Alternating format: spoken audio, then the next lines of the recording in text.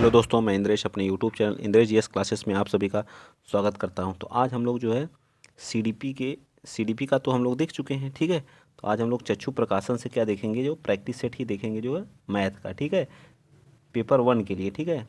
और साइंस का बहुत जल्द जो है, साइंस के लिए भी हम लोग क्लास क्या कर रहे हैं, स्टार्ट करने वाले हैं, ठीक है। तो आप लोग ऐसे ज़्यादा से ज़्यादा सपोर्ट करिए, प्यार दीजिए, ठीक है। तो सारी क्लासेस क्या करेंगी, स्टार्ट हो जाएंगी। चलिए आज का पहला क्वेश्चन देखते हैं। वीडियो को पहले आप लोग शेयर कर देंगे, ठीक है, शेयर कर दीजिएगा, ठीक है। जितना भी ग्रुप होगा आपका जो है, कहीं भी वो, व्हाट्सअप है, टेलीग्राम है, फेसबुक है, ट्विटर है, हर जगह शेयर कर दीजिए, ठीक है। इतना आप लोगों को बनता है, ठीक है, शेयर कर दीजिए, ठीक है। चलिए आज का पहला क्वेश्चन देखते हैं, मैथ का फर्स्ट वाला। इससे सभी लोग डरते हैं मैथ से जो, ठीक है। तो मैथ जो सीटेट में है, 30 में 30 लाने, अगर मुझसे जुड़े रहे तो मैं 30 में 30 ला करके आप लोगों को सामने दिखाऊंगा, ठीक है। चलिए तो आज का पहला क्वेश्चन देखते हैं। गणित के शिक्षक के पेशेवर विकास के लिए निम्न में से कौन सा वांछनीय नहीं है, ठीक है। तो क्या वांछनीय नहीं? तो गणित की कार्यशाला और गोष्ठियों में उपस्थित होना बिल्कुल सही बात है। हमें गणित को सीखने के लिए उसकी कार्यशाला और गोष्ठियों में क्या होना चाहिए, उपस्थित होना चाहिए, ठीक है। ये हमारा बिल्कुल सही बात है। और क्या करा, शिक्षण अधिगम के साधनों को विकसित करना चाहिए, बिल्कुल राइट बात इसने कहा, ठीक है। पूछा कौन सा पेशेवर विकास के लिए कौन सा नहीं है, उस चीज़ को देखना हमको, निगेटिव वर्ड हमको नहीं की बात किया। अपने और दूसरे विद्यालय के गणित के शिक्षकों के साथ न्यूनतम वार्तालाप, ये कौन सी बात हुई, अधिकतम वार्तालाप करेंगे तो आप क्या करेंगे, मैथ के टॉपिक सीख जाएंगे। तो इस ऑप्शन के हिसाब से हमारा सी पार्ट क्या हो जाएगा, राइट आंसर हो जाएगा, ठीक है। शिक्षक विकास यानी फैकल्टी डेवलपमेंट के कार्यक्रम में भाग लेना बिल्कुल सही बात है, ठीक है। लेकिन गणित, अब देखिए, गणित के शिक्षक के पेशेवर के विकास के लिए जो हमें क्या होना है, गणित की कार्यशाला और गोष्ठियों में उपस्थित होना चाहिए, शिक्षण अधिगम के साधनों को विकसित करना चाहिए, शिक्षक विकास फैकल्टी डेवलपमेंट के कार्यक्रम में भाग लेना चाहिए, बिल्कुल सही बात है, ठीक है। ये आपके समझ के ऊपर डिपेंड करता है। चलिए आगे चलते हैं। अगला क्वेश्चन, क्वेश्चन नंबर आप लोगों के सामने 32 है, ठीक है। तो 32 क्या कर रहा है कि न्यूमैन एक क्या है, वैज्ञानिक है, ठीक है। न्यूमैन क्या है, एक वैज्ञानिक मनोवैज्ञानिक है, के अनुसार विद्यार्थी शब्द समस्या मतलब इबारती सवाल को हल करने में सक्षम हो, इससे पहले यह 5 स्तर को पूरा करे। ए स्तर नीचे यादृच्छिक क्रम से लिखे गए हैं।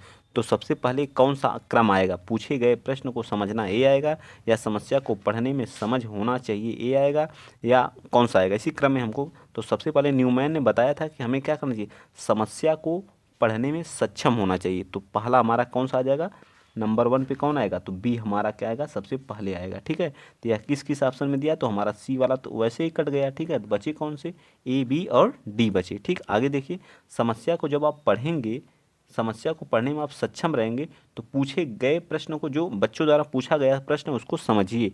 तो इसके बाद हमारा कौन आ जाएगा, ए आ जाएगा, ठीक है। बी और ए किस ऑप्शन में, तो इस तरह से हमारा दूसरा भी कट गया, ठीक है। अब आगे देखिए, जब आप समस्या को समझना सीख जाएंगे, तो गणितीय मांग के अनुसार समस्या का अनुवाद करने की आवश्यकता, तो ये हमारा क्या आ जाएगा, डी। तो इसके बाद क्या आ जाएगा, डी। देखिए किस पार्ट में दिया गया है, डी। तो हमारा डी ऑप्शन हमारा क्या आ जाएगा, राइट आंसर आ जाएगा, ठीक है। इसके बाद आप क्या करेंगे, चौथे नंबर पे आवश्यक गणितीय संक्रियाओं को करना, उसके बाद जो तो उसके बाद कौन आ जाएगा, सी। इसके बाद कौन आएगा, उत्तर को अर्थपूर्ण रचना में लास्ट में सब आप क्या करेंगे, उत्तर को अर्थपूर्ण रचना में प्रदर्शित करेंगे। सबसे अंतिम क्या आ जाएगा, स्टेप आता है। न्यूमैन के अनुसार 5 क्या बताए गए हैं, 5 स्तर बताए गए हैं। इस चीज़ को आप लोग याद रखिएगा, ठीक है। याद करने योग्य है, ये चीज़ें याद कर लीजिएगा। चलिए आगे चलते हैं। 33 बताइए, 33 क्या करा, निम्नलिखित में से कौन सा गणित शिक्षण के उच्च उद्देश्यों के सूचक हैं, बताइए। कौन सा जो है गणित शिक्षण के उच्च उद्देश्यों के क्या है, सूचक हैं। 33 का हमारा कौन सा राइट आंसर हो जाएगा, तो ये हमारा क्या आ जाएगा, बी पार्ट हमारा इसका क्या हो जाएगा, राइट आंसर। गणित शिक्षा में बच्चे के आंतरिक संसाधन जैसे मूर्त चिंतन, अमूर्त चिंतन का मतलब जो हमारे सामने प्रत्यक्ष रूप से ना हो, अप्रत्यक्ष रूप से मतलब हो, और उसके बारे में सोचना, तर्क संगत निष्कर्षों को निकालने वाली होनी चाहिए। यही हमारी क्या है, सबसे राइट आंसर हो जाएगा, बी पार्ट, ठीक है। समझ, चलिए आगे चलते हैं। अच्छा ये तो राइट आंसर, एक मिनट, इसको भी हम लोग उसी तरह से आंसर देना, ठीक है।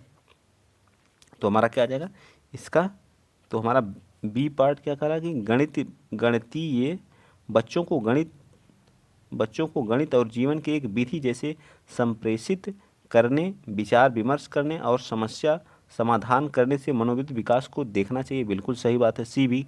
और डी क्या करा, गणित शिक्षा तथ्यपूर्ण ज्ञान और कार्य विधि धारा प्रवाह द्वारा क्या केंद्रित होनी चाहिए, बिल्कुल सही बात है। तो इस अनुसार हमारा कौन सा सही हो जाएगा बताइए। 33 का क्या आ जाएगा, धारा प्रवाह नहीं होनी चाहिए, ठीक है, धारा प्रवाह पर केंद्रित नहीं, बाल केंद्रित हमेशा होनी चाहिए। तो गलत हो गया, तो ये हमारा बी पार्ट हम सही बताए थे, ये हमारा सही होगा और ये भी गलत है। तो इस अनुसार हमारा क्या आ जाएगा, बी पार्ट हमारा क्या आ जाएगा, राइट आंसर आ जाएगा। ठीक है, आइए चलते हैं नेक्स्ट अगला क्वेश्चन। क्वेश्चन आप लोग बताइए 34, थोड़े लंबे क्वेश्चन होते हैं ना, तो ये चलिए आगे चलते हैं। ठीक, क्वेश्चन नंबर 34 बताइए। सुश्री रोमी अपनी गणित की कक्षा में विद्यार्थियों को निम्नलिखित अभिकलन करने हेतु क्या करता है, अभिकलन करने हेतु जो है,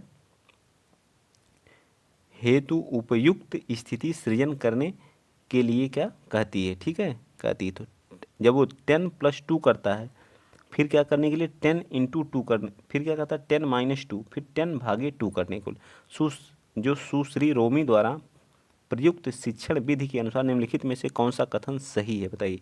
तो क्या बता रही है बताइए, क्या उसके अंदर क्या जनरेट करना चाह रही है। तो उस बालक के अंदर क्या जनरेट करना चाह रही है, वह विद्यार्थी की गणितीय कथनों और समस्या समाधान कौशल के विकास में सहायता करने का क्या कर रही है, प्रयास कर रही है। तो सी पार्ट हमारा हमेशा राइट आंसर आ जाएगा। ये बिल्कुल गलत है। भाषा में निपुणता, ये भी गलत बात है। विद्यार्थियों को कुछ कार्य दे करके, ये भी तो बिल्कुल गलत है। ठीक है, तो हमारा सी पार्ट क्या आ जाएगा, राइट आ जाएगा। चलिए 35 बताइए।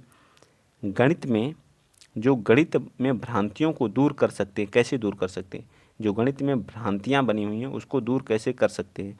तो बच्चों को उदाहरण और गैर उदाहरण नॉन एग्जाम्पल में व्यस्त रख करके, बिल्कुल सही बात है। उनको क्या करना, हमके एग्जाम्पल दे करके उनको समझा समझा के जो भ्रांतियां बनी हुई हैं उसको क्या करना, दूर करना ही जो एक टीचर का सबसे महत्वपूर्ण कार्य होता है। ठीक है, ड्रिल और अभ्यास दोबारा, ये सब गलत बातें हैं। ठीक है, ये सब गलत बात है। चलिए आइए चलते हैं आगे। 36 बताइए। 36 क्या कह रहा है कि एक बच्ची गेंदों की गणना एक गेंद पर अंगुलियां रखकर और क्रम से उस संख्या का नाम बोलते हुए कर रही है। ठीक है, उसने कुछ गेंदों की 2 बार गणना की। इस बच्ची में पूर्व संख्या किस अवधारणा को अभी और मजबूत करना है बताइए। किस अवधारणा को, एक से एक संगत, एकेकी संगत, या फिर जो है पंक्तिबद्धता, या वर्गीकरण, या गणना संख्या, बताइए कौन सा 36 का। तो इसके अंदर क्या एक से एक क्या एकेकी संगति की क्या करना है, इसके अंदर अभी मजबूती करना आवश्यक है। ठीक है, तो हमारा ए पार्ट क्या आ जाएगा, राइट आंसर, क्योंकि उसमें क्या कर रही है, भूल जा रही है। ठीक है, एक ही चीज़ को क्या कर रही है, दोबारा क्या कर दे रही, काउंट कर दे रही है। ठीक है, नेक्स्ट आइए चलते हैं। क्वेश्चन नंबर आप लोग 37 बताइए। ये हमारे पैडागोजी के जो मैथ के हैं 15 क्वेश्चन स्टार्टिंग में, फिर उसके बाद जो है हमारे क्या है, जो हमारा सिलेबस दिया उसके अनुसार 15 क्वेश्चन है। एक कक्षा थर्ड में की अध्यापिका ने अपनी कक्षा में गुणन का परिचय दिया। परिचय योग की पुनरावृत्ति और आयताकार सारणी से कराया, तो वह क्या कहलाएगा बताइए। तो क्या कहलाएगा, तो हमेशा क्या कहलाएगा, गुणन का परिचय अनौपचारिक रणनीति से कराने हेतु विद्यार्थियों के पूर्व ज्ञान और उनके अनुभवों का उपयोग में लाया जा सकता है। बच्चे का हमेशा पूर्व ज्ञान और उसका अनुभव जरूर उसमें लेना है, हमको उपयोग में जरूर लाना चाहिए। ठीक है, ये सबसे महत्वपूर्ण और पॉजिटिव वर्ड है। ठीक है, तो यही हमारा क्या आ जाएगा, राइट आंसर आ जाएगा। हमेशा क्या होता है, पॉजिटिव, पूर्व अनुभव और क्या होता है, पूर्व ज्ञान, बच्चे का क्या होता है, हमेशा पॉजिटिव टैग होता है। ठीक है, नेक्स्ट आइए क्वेश्चन नंबर 38 बताइए। 38 क्या कर रहा है, गणित में आकलन के साधन के रूप में उपाख्यानात्मक अभिलेख रिकॉर्ड के निम्नलिखित में से कौन से कथन सही है। तो क्या करना चाहिए, दिन प्रतिदिन, मतलब यह बच्चे के आधार पर की गई परियोजना और कार्य क्षेत्र को सम्मिलित करना चाहिए, बिल्कुल गलत बात है। ठीक है, यह बच्चे द्वारा किए गए कार्य की गुणवत्ता को उल्लेखित मानदंड पर जांच और उसे अंकित करना चाहिए, ये भी गलत बात है। यह एक विशेष कौशल या प्रक्रिया के होने या ना होने को अंकित करता है, बिल्कुल गलत बात। दिन प्रतिदिन के आधार पर यह बच्चे की प्रगति को लिखित रूप से समावेशित करता है और अवलोकनात्मक वृत्तांत अभिलेख रिकॉर्ड को रखता है, बिल्कुल सही बात है। ठीक है, बिल्कुल सही बात है, एक अभिलेख क्या है, रिकॉर्ड है। ठीक है, नेक्स्ट बताइए अगला क्वेश्चन आप लोग बताएंगे एनसीएफ जो हमारी पाठचर्या 2005 के अनुसार है गणित के बारे में बताएंगे। ठीक है, चलिए आइए बताइए। राष्ट्रीय पाठचर्या रूपरेखा 2005 के अनुसार निम्नलिखित में से कौन सा गणित की कक्षा के दृष्टिकोण को निरूपित करता है। छात्र सूत्रों को स्मरण करे, बिल्कुल गलत बात है, स्मरण करने की कोई बात नहीं कही है। एनसीएफ 2005 कक्षा में केवल शब्द आ गया, ये भी हमारा नेगेटिव टैग होता है। ठीक है, नेगेटिव वर्ड्स होते हैं।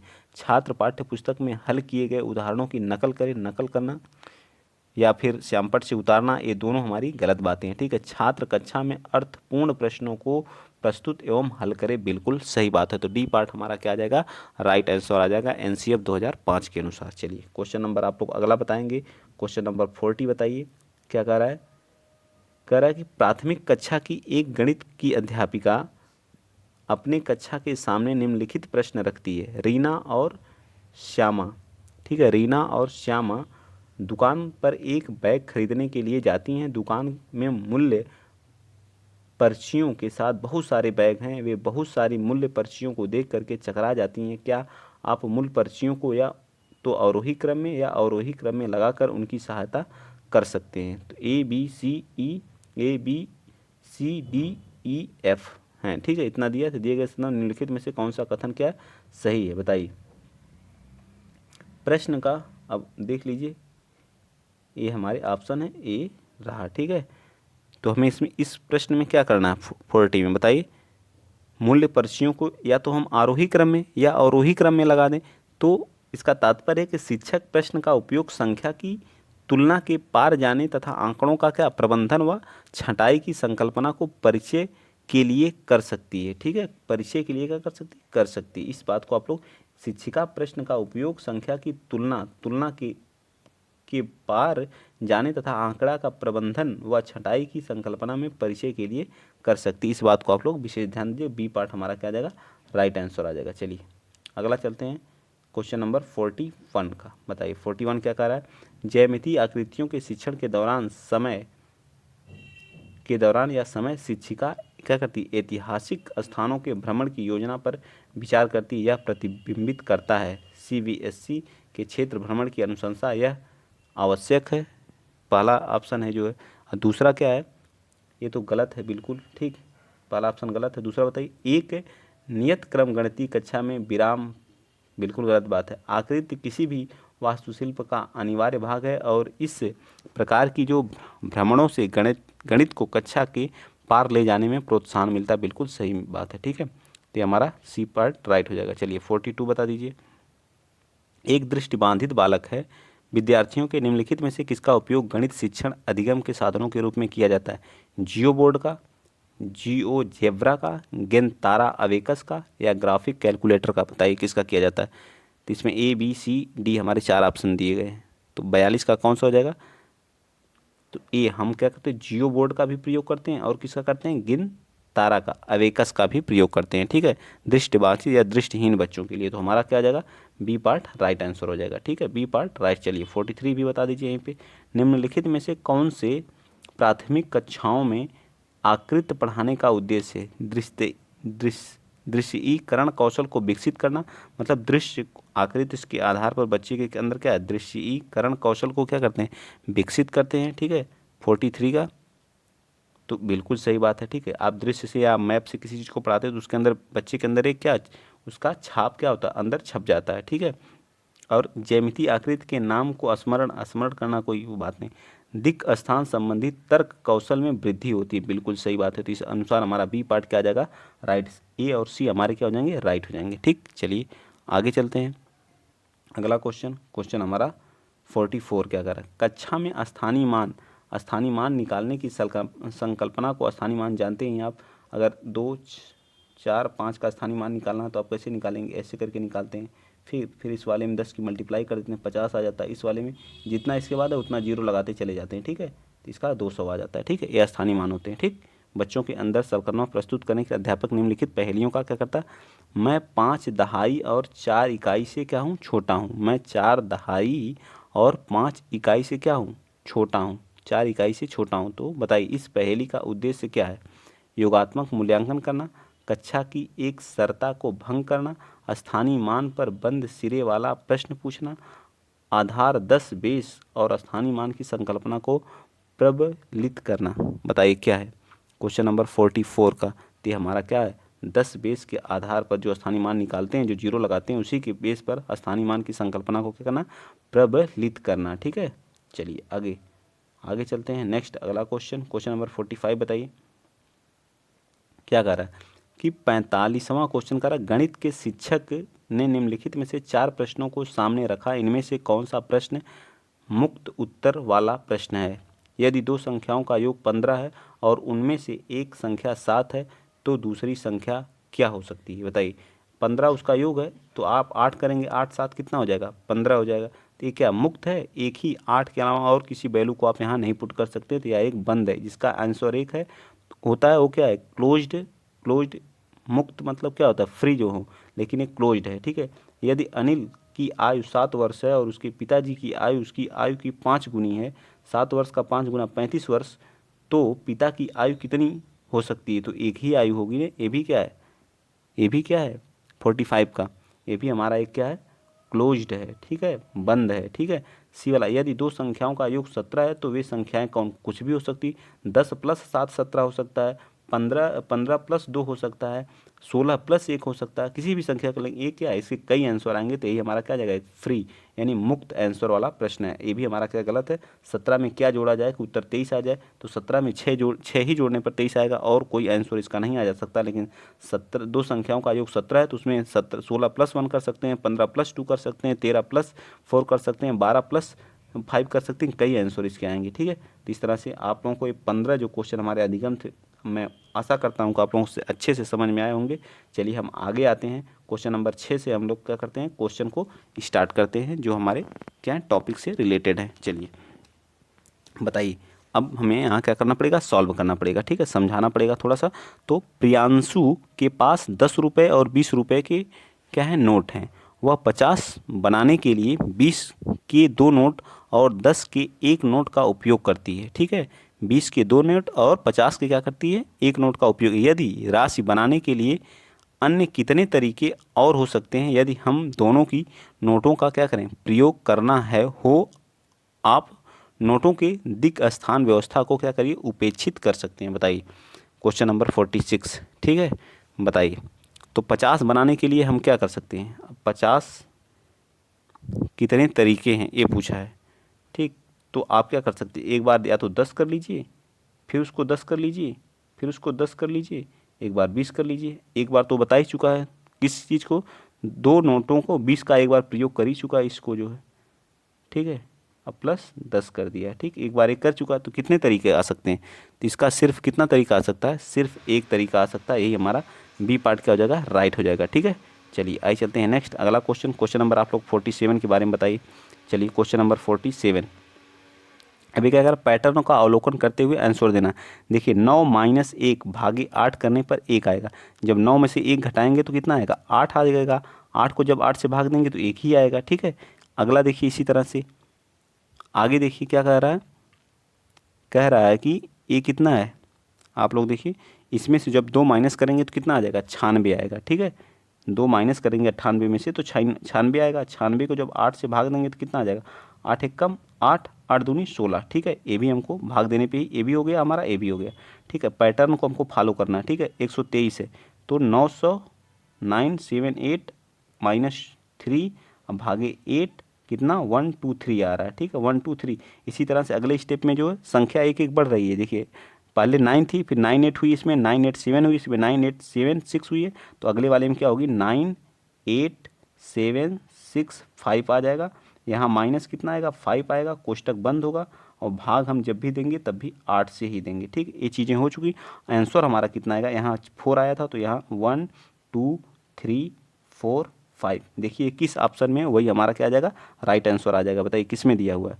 ए में दिया है, बी में दिया है, सी में दिया है, डी में दिया है। देखिए 9 8 7 6 5 -5 भागे 8 1 2 3 4 5। तो डी पार्ट हमारा क्या आ जाएगा? इसका राइट आ जाएगा। 47 मेरे ख्याल से आप लोगों को अच्छे से समझ में आ गया। बस सिर्फ उलझाने वाले प्रश्न है, आसान है प्रश्न, कुछ नहीं करना है, ज़्यादा कैलकुलेशन नहीं है, बस दिमाग है आपके पास तो करते चले जाएंगे। चलिए आगे चलते हैं। क्वेश्चन नंबर आप 48 बताइए। 48 क्या कर रहा है?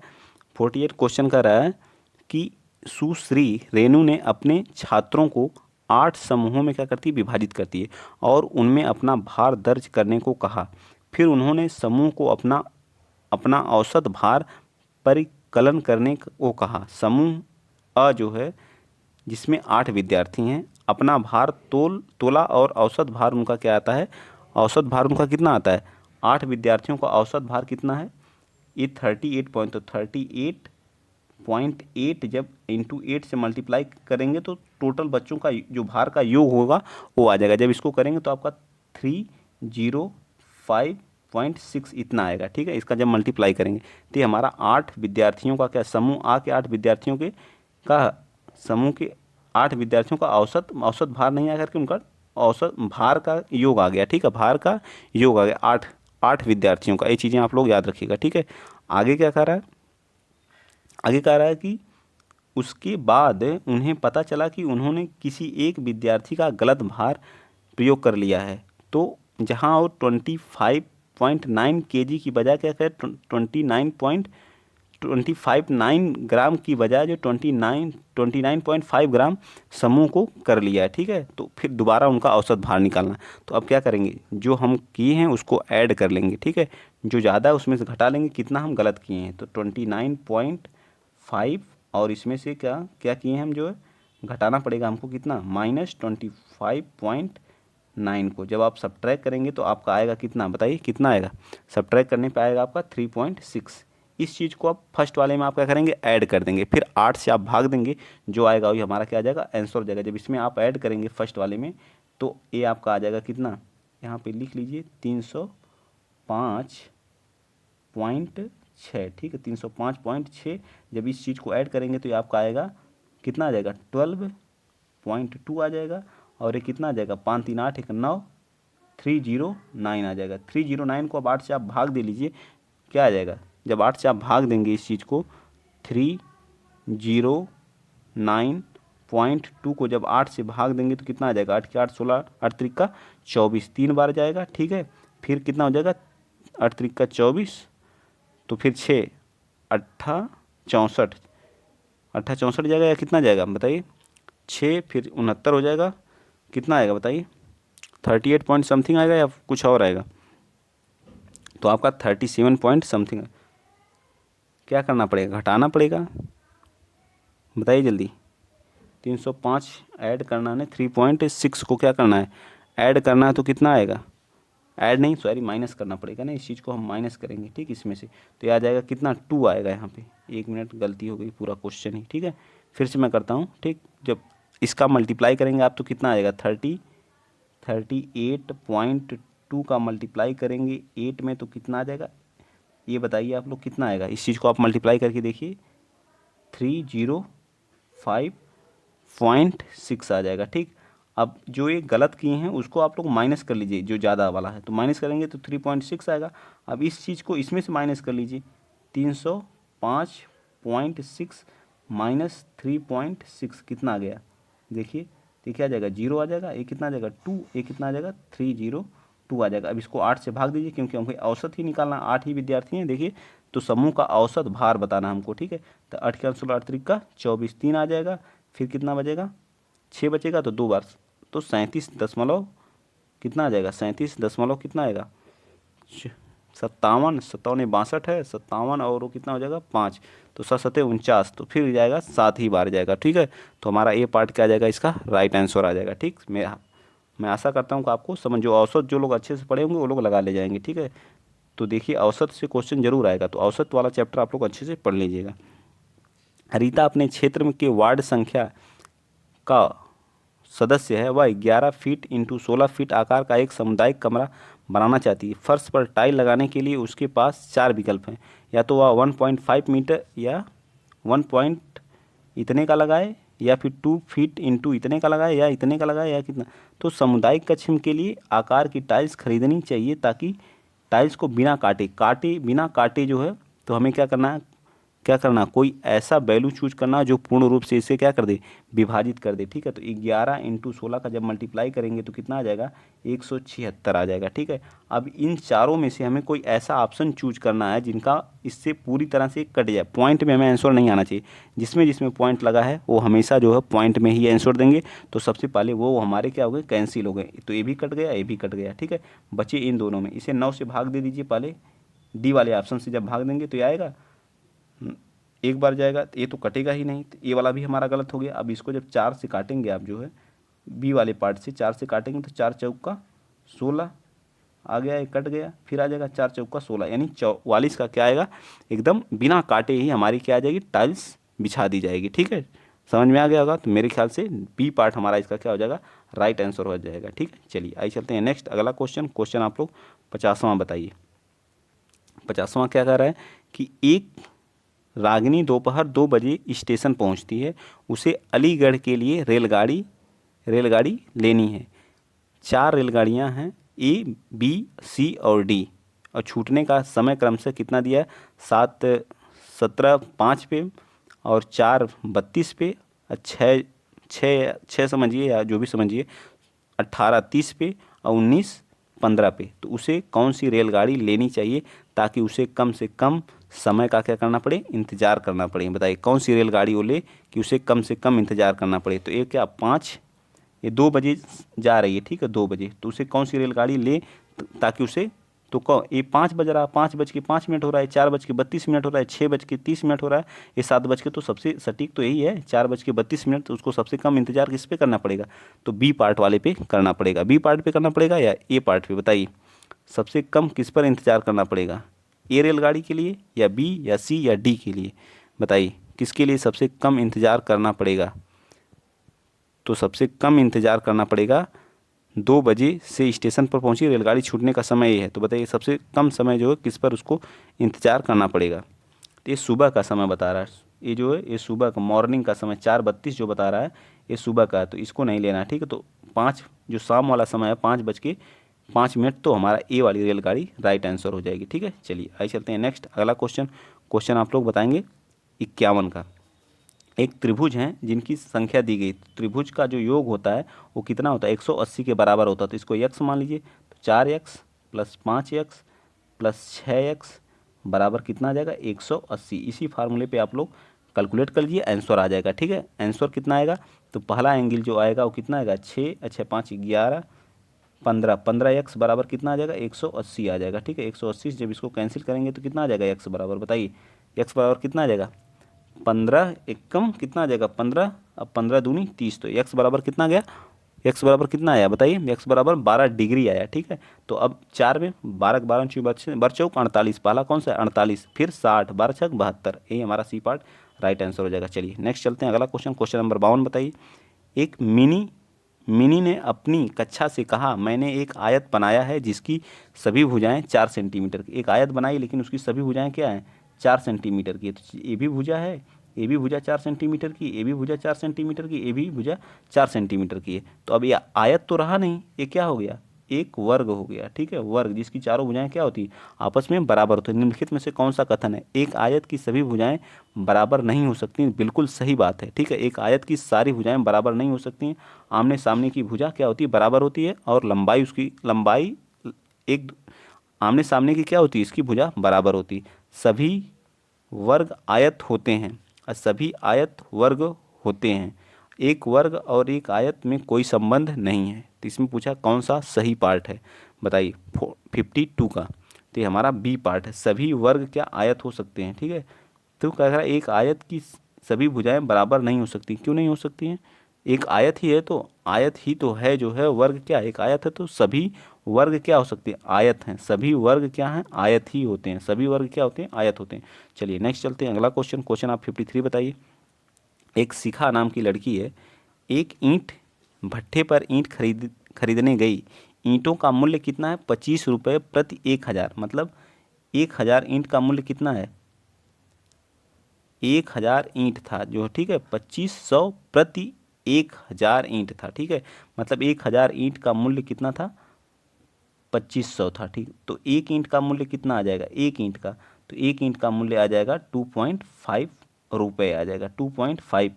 अगर उसके पास केवल 4000 रुपये हैं, अब इधर से कैलकुलेट कर लेते हैं, हमको 4000 रुपये दे दिया। ठीक, 2500 रुपये हैं उसके पास और 1000 क्या है, ईंट की संख्या है। ठीक, तो 1 रुपये में वो कितने ईंट खरीदेगा। ठीक है, तो इसका 2 जीरो से कैंसिल कर दीजिए, ये 10 अब बटे में 25, लेकिन उसके पास हैं कितने रुपए हैं, 4000 रुपये। 4000 रुपये हैं तो कितनी ईंट खरीदेगा, तो 4000 बराबर 4000, तो ये कितना आ जाएगा 10 इंटू बटे में कितना आएगा 25 इंटू 4000। इसको जब कैलकुलेट करेंगे आप जो है 4000 को, तो कितना आ जाएगा बताइए, 25 चौका 10, इससे 25 चौका 100, तो मेरे ख्याल से आ जाएगा 4 चौका 16, 1600 जो है आंसर इसका आ जाएगा बी पार्ट हमारा। 1600 ईंट क्या करेगा, खरीदेगा। ठीक है, 1600 ईंट क्या करेगा, खरीदेगा। चलिए आइए चलते हैं नेक्स्ट अगला क्वेश्चन। क्वेश्चन आप लोग बताएंगे 54। 54 बताइए। 54 क्या कर रहा है, कौन सी संख्या पूर्ण घन नहीं है, बताइए। 1000 पूर्ण घन है, बिल्कुल सही। किसका, 10 का है। ठीक है, और कौन है बताइए। ये 33 नहीं है। ठीक है, बाकी सब हैं। 16 किसका है, 6 का है। 29 किसका है बताइए, 99 81 ये 9 का है। ठीक है, 9 का क्यूब है। ठीक, ये चीज़ें याद होनी चाहिए आपको। चलिए आइए चलते हैं नेक्स्ट अगला क्वेश्चन। क्वेश्चन नंबर आप 50। इसमें समय लेने का कोई वही नहीं है। तुल्य भिन्न का जोड़ा है, तुल्य भिन्न बताइए। 55 का, 55 का तुल्य भिन्न दो, इसको पहले तुल्य भिन्न होती क्या है, दो या दो से अधिक भिन्न जिसका हर समान हो तुल्य भिन्न कहलाती हैं। तो किसका हर समान है बताइए, तो ये हमारी भिन्न है डी पार्ट। जिसका हर समान होता है वो भिन्न क्या कहलाती है, तुल्य भिन्न कहलाती है। ठीक, ये भी अगर आपको याद है तो ये आप कर ले जाएंगे। चलिए आगे चलते हैं। क्वेश्चन नंबर 56 बता दीजिए। 5 क्वेश्चन और हमारे हैं। ठीक है, मैथ की थोड़ी लंबी वीडियो बनेगी क्योंकि इसमें कैलकुलेशन रहता है ना। चलिए बताइए, जब किसी संख्या को 6 से विभाजित करने के लिए कहा तो रानी ने 6 से विभाजित किया, 9 से विभाजित कर दिया और उसे भागफल 21 और शेषफल 3 प्राप्त हुआ। ठीक है, क्या हुआ, 3 प्राप्त हुआ। ठीक है, किसी संख्या को विभाजित करने के लिए कहा गया तो क्या किया जो है, 9 से विभाजित कर दिया। ठीक है, पहले वो संख्या निकाल लीजिए क्या आ रहा है। ठीक है, वो संख्या क्या आ जाएगी, 9 से विभाजित करने पर कितना आया, 21। अब प्लस शेषफल को क्या करते हैं, ऐड कर देते हैं। तो शेषफल दिया है यहाँ, शेषफल 3 आ गया। ठीक, तो कितना आ जाएगा, 9 एक कम 9, 9 दूनी 18 अब प्लस 3 कितना आ जाएगा, ये आ जाएगा 2, ये आ जाएगा 9, 192 आ जाएगा। ठीक है, 192। तो अब इस संख्या को क्या करना है हमको, अपनी गलती का एहसास होने पर उसने संख्या को फिर 6 से इसी संख्या को क्या करता है, 6 से विभाजित करता है। तो अब इस संख्या को आप जब 6 से भाग देंगे इसी संख्या को, तो 6 से देख लीजिए, 6 त्रिक 18। ठीक है, कितना आ जाएगा, 18 आ जाएगा। ठीक है, ये कितना आ जाएगा, 6 दूनी 12, फिर क्या 2 बार। तो पूछ रहा है कि शेषफल कितना आएगा, तो शेषफल तो 0 आ रहा है यहाँ पे, शेषफल क्या आ रहा है, 0 आ रहा है। लेकिन भागफल कितना आ रहा है, 32 आ रहा है। तो हमारा डी पार्ट क्या आ जाएगा, राइट आंसर आ जाएगा। ठीक है, चलिए आइए चलते हैं नेक्स्ट अगला क्वेश्चन 57। 57, निम्नलिखित में से कौन पूर्ण संख्याओं के लिए सत्य नहीं है, बताइए। पूर्ण संख्या के लिए क्या है, सत्य नहीं है। ठीक है, तो अगर ए बराबर हम क्या कर लें, बी ऑप्शन में ए बराबर हम क्या कर लें 2, अब बी बराबर क्या कर लें 3, तो क्या आ जाएगा, -1 आएगा। और बी बराबर हम क्या कर लें, पुट कर लेते हैं वैल्यू, कोई कुछ भी हम ले सकते हैं। ठीक है, तो ये हमारी संख्या क्या आ जाएगी, पूर्ण संख्या एक नहीं आएगी। बी वाले माइनस में हमेशा संख्या आएगी। ठीक है, तो बी पार्ट हमारा क्या आ जाएगा, राइट आंसर आ जाएगा। क्या आ जाएगा, बी पार्ट हमारा क्या आएगा, हमेशा राइट आंसर आएगा। ठीक है, एक माइनस संख्या आएगी, बाकी सभी में पूर्ण। आप पुट कर लीजिए कोई भी वैल्यू लेकर के हमारा सही आएगी, पूर्ण संख्या आएगी। लेकिन बी में क्या आएगी, -1 आंसर आएगा। ठीक है, -1, तो ये हमारी एक पूर्ण संख्या नहीं होगी, इसलिए हमारा यही पूछा है कौन नहीं है, तो ये हमारा राइट आंसर हो जाएगा। चलिए 58 बताइए। संख्या 4, 7, 8, 2 और 32,170 में 7 के अंकित मूल्यों के बीच बीच का अंतर बताइए। अंकित मूल्य, अंकित मूल्य का मतलब क्या होता है, अंकित मूल्य का मतलब क्या होता है बताइए। अंकित मूल्य का मतलब क्या होता है, इसका जब अंकित मूल्य निकालेंगे तो कितना आएगा, जातीय मान होता है या स्थानीय मान होता है,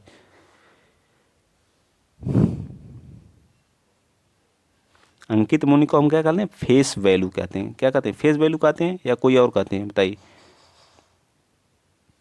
बताइए जल्दी, फेस वैल्यू कहते हैं या कुछ और कहते हैं। लेकिन हमें अंकित मूल्य यहाँ से हम फेस वैल्यू कहेंगे। तो 7 इसका इसमें भी आएगी, 7 इसमें भी आएगी, और दोनों का हमें अंतर निकालना है। तो दोनों का जब अंतर निकालेंगे तो क्या आ जाएगा, 0 आ जाएगा। तो सी पार्ट हमारा क्या आ जाएगा, राइट आंसर आ जाएगा। ठीक है, आइए चलते हैं नेक्स्ट। आज का 59वां और लास्ट, 59 और 60 दोनों क्वेश्चन देखेंगे, और कर हम लोग पर्यावरण का देखेंगे। ठीक है, चलिए 1 माइनस इसको सॉल्व करना है तो आप लोग सॉल्व कर लिए, बहुत आसान है। पहले अंदर कोष्टक वाले को सॉल्व करिए, तो एलसीएम कितना आ जाएगा, अंदर वाले का मैं सॉल्व करता हूँ। ठीक है, कितना आ गया, 15 आ गया। ठीक है, तो 3 5 15, 5 दूना 10। ठीक है, अब 5 3 15, अब ये कितना आ जाएगा, 12। ठीक है, 4 3 12। ठीक है, तो कितना आ जाएगा, माइनस आ जाएगा 1/2, और ये कितना आएगा, माइनस माइनस अंदर रहेगा 2, और ये आ जाएगा प्लस, कितना आ जाएगा, 2/15 आ जाएगा। ठीक है, फिर एलसीएम लेंगे, कितना आ जाएगा, 30 आ जाएगा। ठीक है, 30 आएगा तो 15 आएगा यहाँ पे। ठीक, 15 और 15 दूनी 30 और 4, तो 19 बटा क्या आ जाएगा, 30 आ जाएगा। 19/30 किस ऑप्शन में, डी पार्ट हमारा क्या आ जाएगा, राइट आ जाएगा। चलिए नेक्स्ट बताइए अगला क्वेश्चन। क्वेश्चन आप लोग बताएंगे 60। आज का ये लास्ट क्वेश्चन है, आगे हमें पर्यावरण है तो पर्यावरण की क्लास कल चलेगी। ठीक है, तो आज का लास्ट क्वेश्चन बताइए। 60 का। एक स्कूल में 96 शिक्षिकाओं में से 3/8 शिक्षिकाएं उच्च स्कूल कक्षाओं को पढ़ाती हैं। तो 96 का 3/8 पहले निकाल लीजिए। 3/8 क्या आ जाएगा, तो 8 एक कम 8, 8 दूनी 16, तो 12 चौबीस 12 36 शिक्षिकाएं क्या होती हैं, उच्च शिक्षा को पढ़ाती हैं। कितने में से, 96 में से। ठीक है। यदि स्कूली शिक्षिकाओं का जो उच्च स्कूल था जो है, उच्च स्कूली शिक्षिकाओं का 2/9 भाग गणित शिक्षिकाएं हैं, तो उच्च शिक्षिकाएं जो गणित नहीं पढ़ाती हैं उनकी संख्या अब इस 36 का जो है 2/9 कितना आ जाएगा, 9 चौक का 36, तो कितना हो जाएगा, 4 दूनी 8, और 36 में से 8 घटाएंगे तो कितना बचाएगा, 28। 28 शिक्षिकाएं क्या होती हैं, गणित नहीं पढ़ाती हैं। हमारा सी पार्ट क्या आ जाएगा, राइट आंसर आ जाएगा। ठीक है। तो आई होप, मैं आशा करता हूँ कि आप लोगों को ये वीडियो अच्छे से समझ में आया होगा। बहुत लंबी वीडियो है क्योंकि इसमें कैलकुलेशन है। तो कल हम लोग क्या करेंगे, पर्यावरण का देखेंगे। ठीक है। पर्यावरण बहुत ही बढ़िया क्लास, एकदम धमाकेदार चलेगी। तो आप लोग ज़्यादा से ज़्यादा सपोर्ट करिए, वीडियो को शेयर करिए, चैनल को सब्सक्राइब करिए। जय हिंद, जय भारत।